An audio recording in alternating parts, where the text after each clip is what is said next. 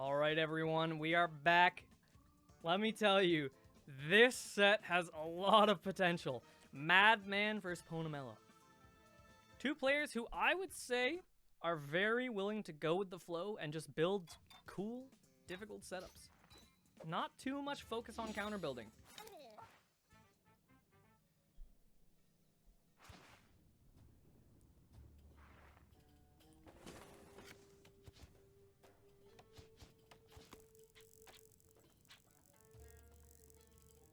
What kind of infrastructure are we going to be seeing here?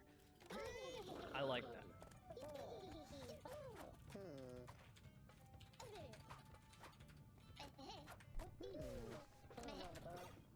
Oopsies. Every time I switch between more players, this happens.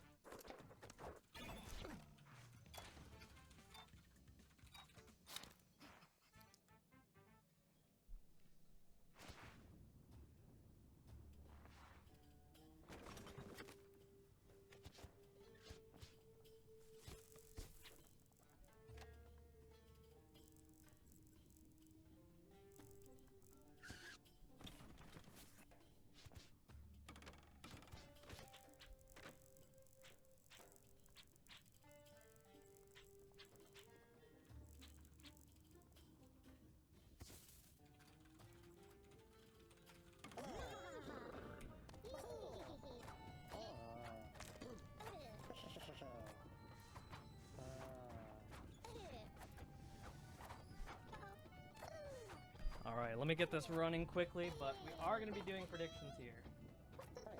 You have 1 minute. Get your guesses in.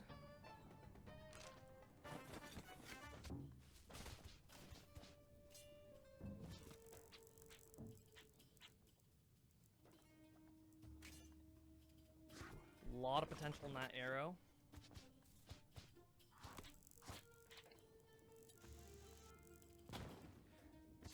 I like it. I really like it. I think I have a vision for what I'm expecting them to place.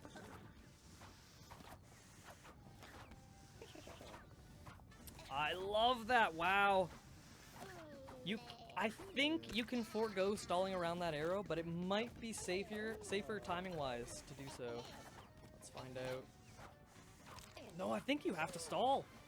Wow, setting up something like that this early is actually impressive. It's rare that you see intricate and difficult setups on, you know, the first 2 turns. Ponemela already on to her last life.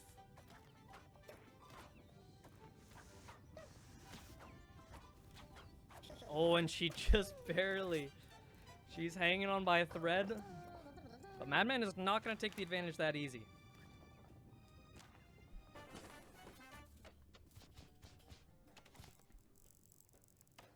Madman going for another trigger spike here.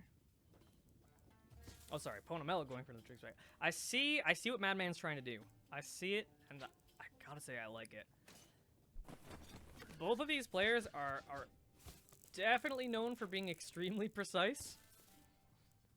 So it's really difficult to say what they could place that would be favorable for either one of them. Oh, but I really like that spike ball. I see the vision. Surely it comes to be.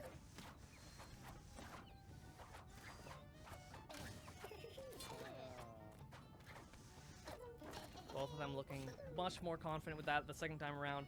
I'm surprised that Ponemela went for that jump. Even though it's easy going for that jump at the end, it's still an additional risk.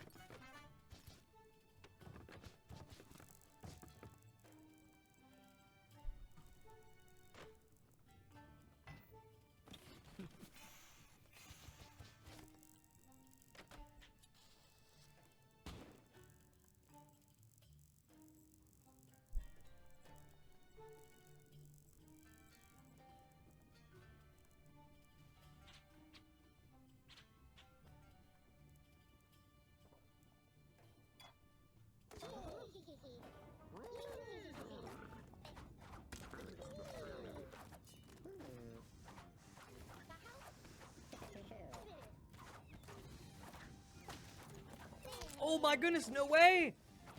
Ponemela gets the setup no problem, but the timing after. That trigger spike put the fear of God into her, and let me tell you, the mortar came to take advantage. Even so, she has no problem making it through, and I don't think this setup will be a problem for her. Leg.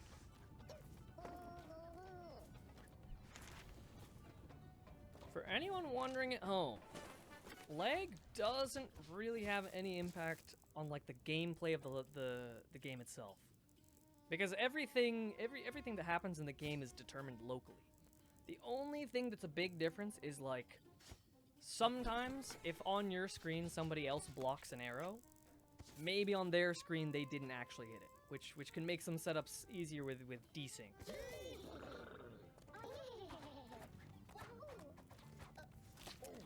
Wow.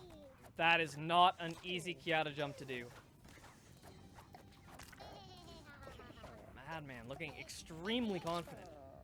I would have put him as the slight underdog going into the set, but I'll say it, he's looking a lot stronger right now.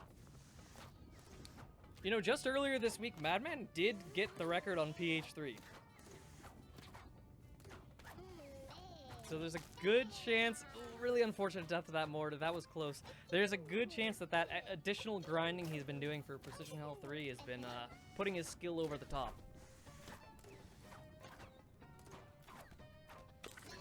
Damn. Madman had a chance. He really had a good chance of taking a lead, but that mortar came to get him.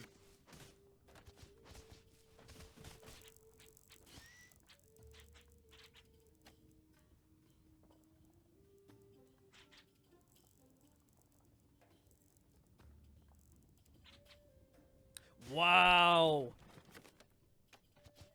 I don't know if you guys know this, but doing this Kiata jump up here is way harder to do with a 3-block jump rather than a 4-block jump. So adding that flower beneath definitely adds levels to this setup. But it looks like Ponemela might want to change here.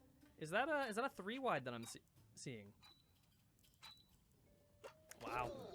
I like that. I think getting rid of the Kiata jump is not a bad move at all. Especially when you're up against Madman, who, like, maybe historically he doesn't have the most insane party mode results, but in terms of pure movement skills as a player, he is a top 5 player, no doubt.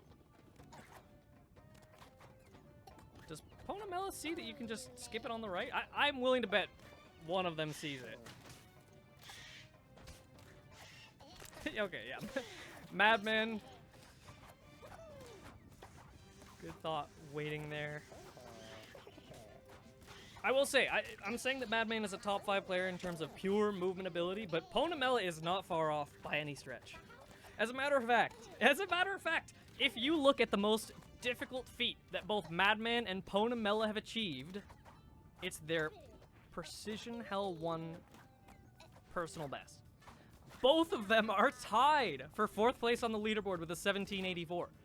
As far as skill matchups go, this is as close as it can get.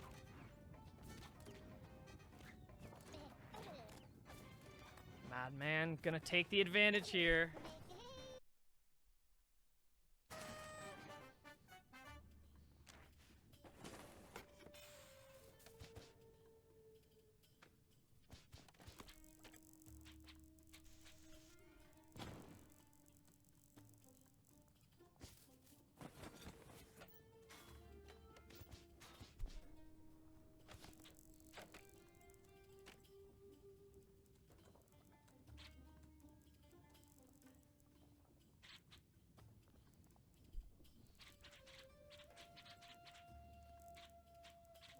Ponemela might be trying to set up a one-way bait here.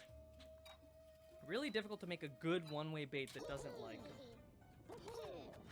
doesn't fall apart when 2 people are involved.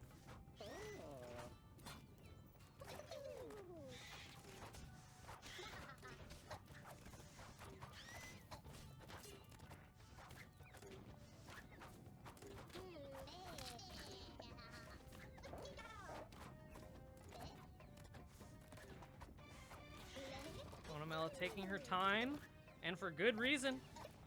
finds the correct timing to get past those wrecking balls. She makes the precision. Madman does as well.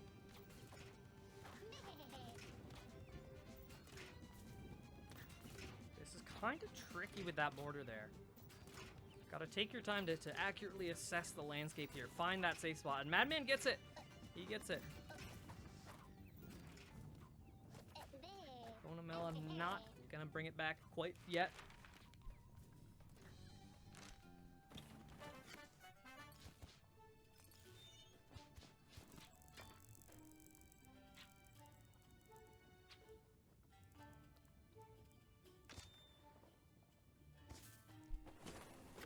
Not a bad idea by any means.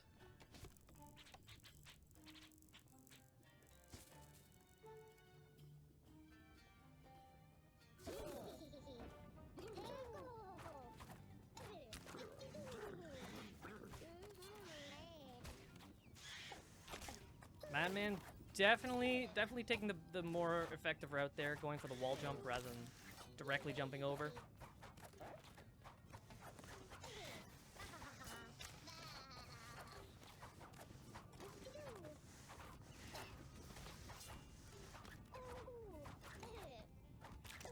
Really close. Ponemela makes it in.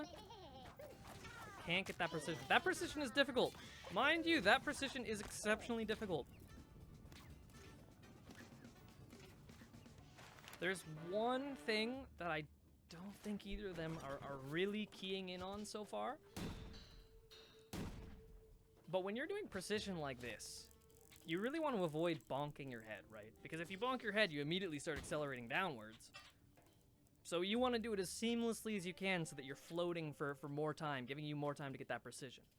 But the thing is, this boundary, that wall above is not a block. That is the level border. And the level border is slightly more lenient than blocks. So they could make this setup much easier if they just slid down further and then jump to avoid that roof.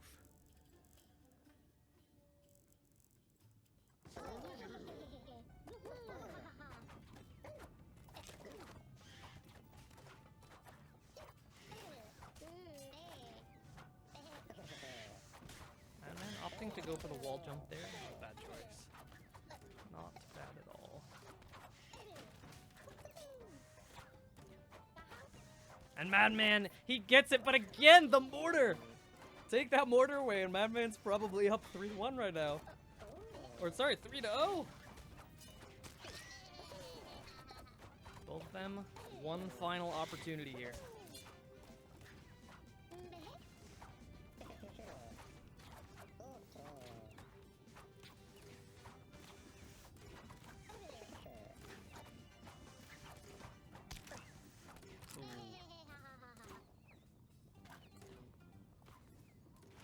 Now, if there was ever a time for Madman to extend his lead, I think that round right there was the most likely, the best chance he had. Because that precise setup, that wall jump off the arrow, is, I would say, strongly favoring him, and I wouldn't be surprised at all if Ponemela nerfs it here.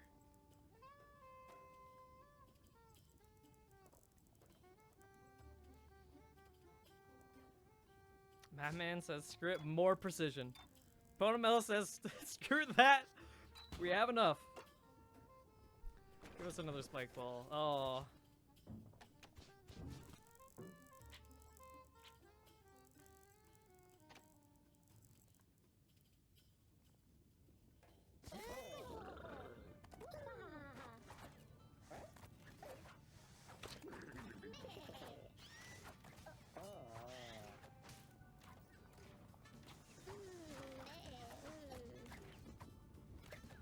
For the longest time, Madman has been known as, you know, the guy who likes to speedrun, but not necessarily the best party mode player.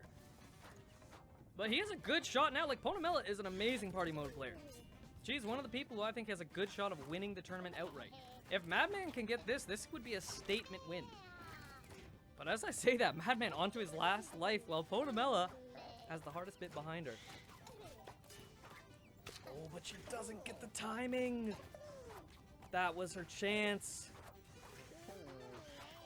And Madman, he gets the precision.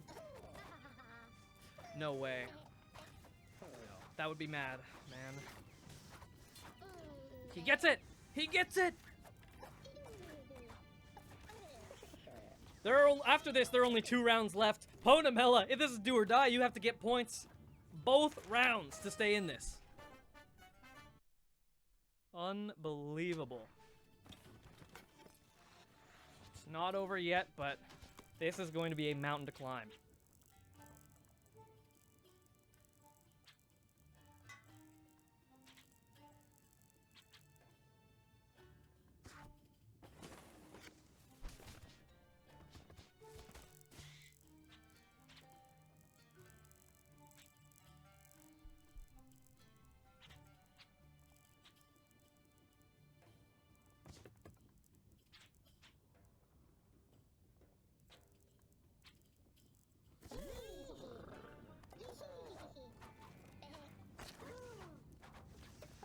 Alright, this is it.